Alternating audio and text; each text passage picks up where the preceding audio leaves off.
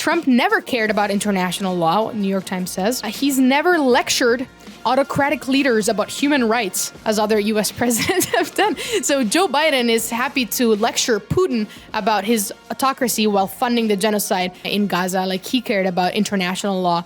You have two bourgeois parties in power in a ping pong, but they have to appeal to the working class vote. But they can't, obviously they're not going to overthrow their own system. They're not going to overthrow themselves from power. And so they're diverting it into these culture war issues. And they're saying the problem here is all the immigrants that are coming in, or the problem is trans people and all these culture. And the Democrats, with their woke, pathetic, performative identity politics, is the other side of the culture war.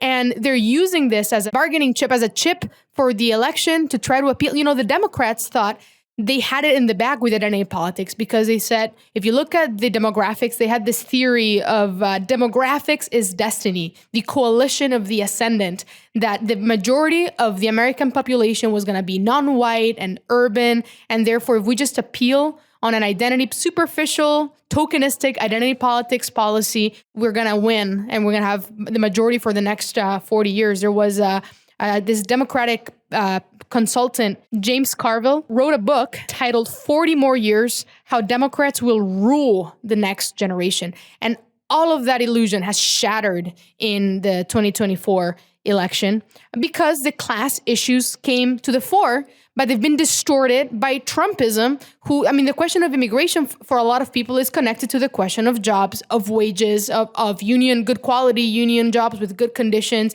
And Trump is saying, they're coming in, they're all criminals, and that's garbage and that's reactionary. But that backlash has been prepared by the Democratic Party, tokenistically using those issues while at the same time exploiting and screwing the working class.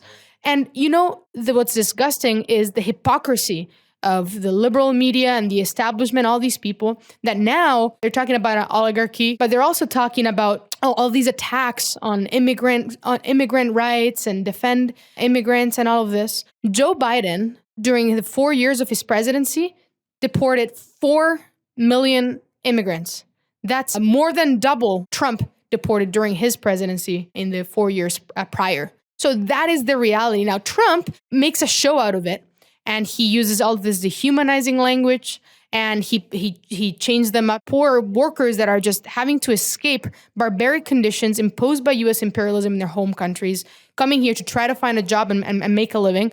They get chained in military planes and shipped off, So that's the difference. But fundamentally, the policy is exactly the same. So where was the New York Times, for the last 4 years crying about the question of immigration? Or the other, they're saying with this Gaza plan that Trump announced. I have the quote right here. This is David French, an opinion columnist in the New York Times, in an article that says the Trump crisis deepens. He says Trump's proposal to occupy Gaza and forcibly permanently relocate millions of Gazan civilians would be a crime against humanity under international law. Oh, really? The New York Times Now is they concerned? care about international law. Look at that. But there's another one. Trump never cared about international law, New York Times says. He's never lectured autocratic leaders about human rights, as other US presidents have done. So Joe Biden is happy to lecture Putin about his autocracy while funding the genocide in Gaza, like he cared about international law during all of that. They talk about that Trump's plan is ethnic cleansing for the Palestinians. What about the ethnic cleansing that was happening under Biden?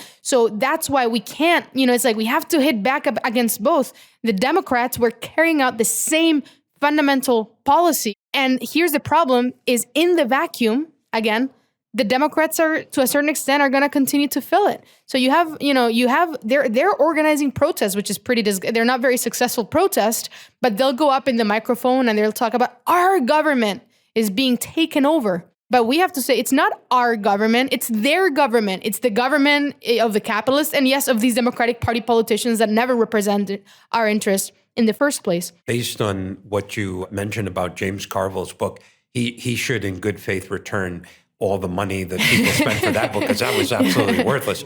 But separately, the working class needs to unite itself. We can't allow ourselves to be divided. We're not going to be divided based on whether we were born in the United States or we weren't born in the United States.